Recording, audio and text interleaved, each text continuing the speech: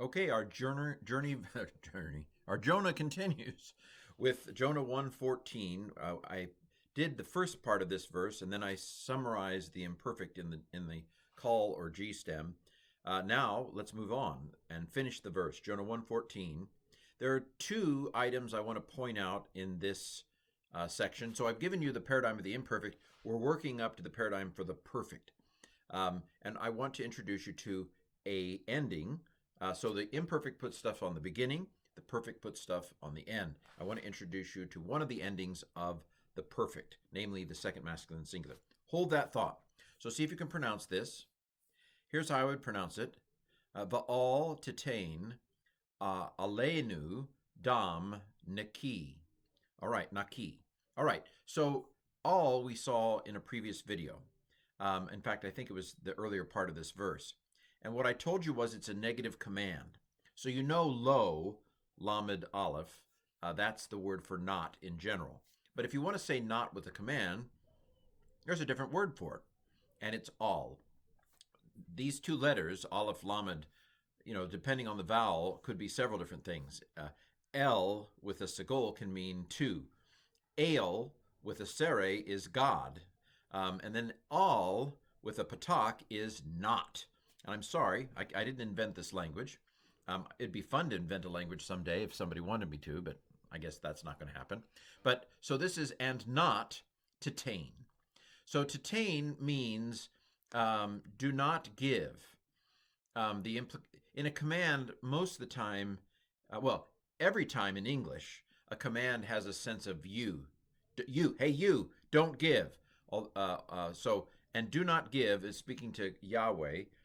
Now, even though it's a command grammatically, it's, don't think, well, how rude of them to command the Lord. No, grammar and real life are slightly different. This is a imperative in terms of grammar. They're not being rude to God. In fact, they're being very polite to God, if you could see in the previous video on 114. So, and do not give, I'll turn to this below. Aleinu, upon us. Again, you should be able to do this. So all is upon. Nu is the pronominal suffix for us, the first common plural pronominal suffix. See previous video on pronominal suffixes. And do not give upon us dam, blood. I don't know if you want to think, and please forgive me, dam, blood. Maybe that'll help you remember it. But dam is blood.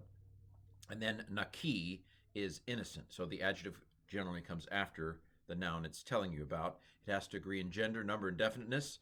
So I believe these are both masculine. They agree. They're both singular. There's no plural ending on it, and there's no article on them, so they're both indefinite. They don't have the article. So do not give upon us innocent blood. In other words, Yahweh, do not hold us, do not be mad at us. Do not be vengeful upon us. Do not fry us because we're going to throw Jonah overboard. We're doing this because we think this is what you want us to do. He's told us, so please don't be upset with us. Don't be upset. We are going to go ahead and throw Jonah overboard. All right. I do want to talk about titain. Titain is a very important verb, and it's a fun one for me. I don't know why I like this verb. For one, natan, which natan means to give, and it's from natan. Now you say, well, there's a nun at the end, but there's no nun in here in between the tav and the tav. Where did this nun go? Well, remember the rule? Nun assimilates when no vowel separates. And so what happens is remember the song, yiktol, tiktol, tiktol? This is second masculine singular, that yiktol, tiktol, tiktol. It's the second masculine singular performative, tav. This is an imperfect.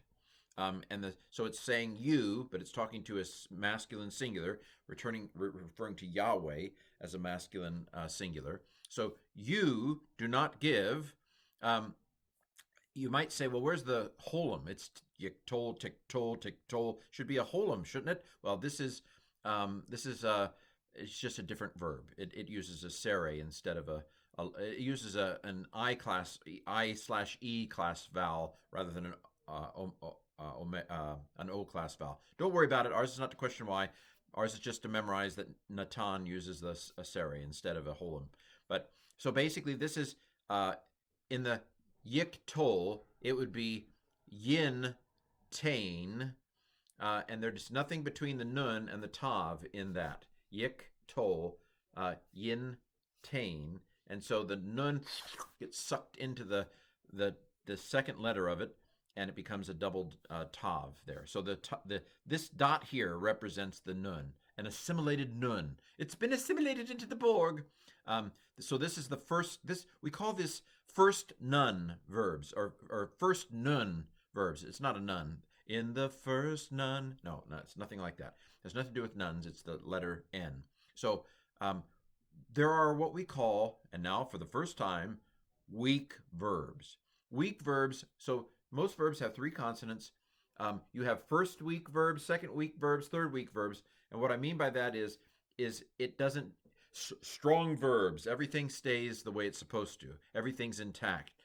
Weak verbs mean that something funky happens with either the first consonant, the second consonant, or the third consonant. A first nun verb is a weak verb in the sense that the nun gets sucked into the second letter sometimes. Nun assimilates when no vowel separates. So this form here, tatain, is tav, which tells you it's second masculine singular imperfect, and then the verb forgive, and the nun assimilates into the tav, and that dagesh there is all that's left. That's all that was left of it was a dagesh. Okay, so first part of the verse, and now to finish the verse. See if you can pronounce that. Ki ata Yahweh ka'aseh kafatz ta asita. Okay? So ki, we've seen this before. This is a preposition for. It's substantiating or justifying. Don't be upset of us. For what? For you, Yahweh, as you delighted. You did as you delighted. You did what you wanted. Don't be upset with us because this is all part of what you're doing. We're just part of your plan. We're playing along. We're helping you out here. We're being obedient to your plan, even though it seems like thou shalt not kill. We've heard that you Jews kind of believe you shouldn't kill. But apparently you make exceptions, and this is one of them.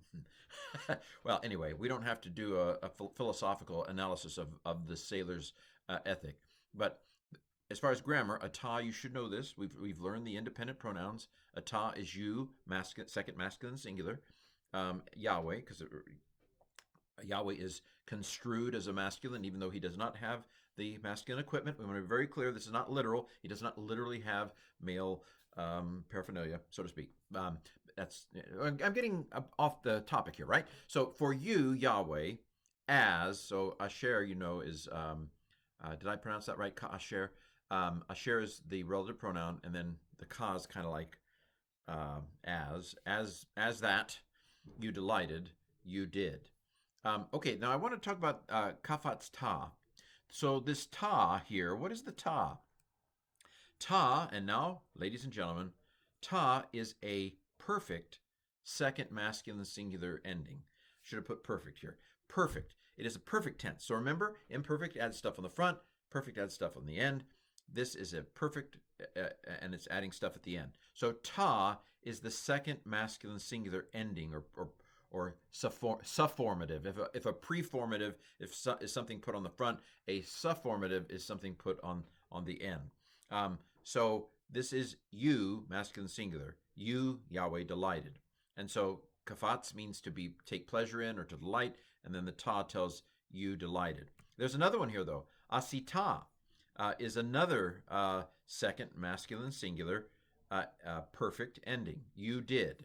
The word here is asa, and I end this video with, so we learned that first nun verbs are weak because the nun assimilates when no vowel separates. Third hey verbs, like asa, are also weak because sometimes the hey will run away. The hey will go away. So sometimes third hey verbs, the third hey will go away. And so it's gone away. Now, actually, third hey verbs were originally three third yod verbs, which is probably why the yod shows up here. You don't need to know any of that. All I want you to know is that sometimes the hey runs away. Third hey runs away. Nun assimilates when no vowel separates, and the hey runs away. Well, and ta is second masculine singular. So let me finish this video, less than 10 minutes. This has been Jonah 114b, finishing now.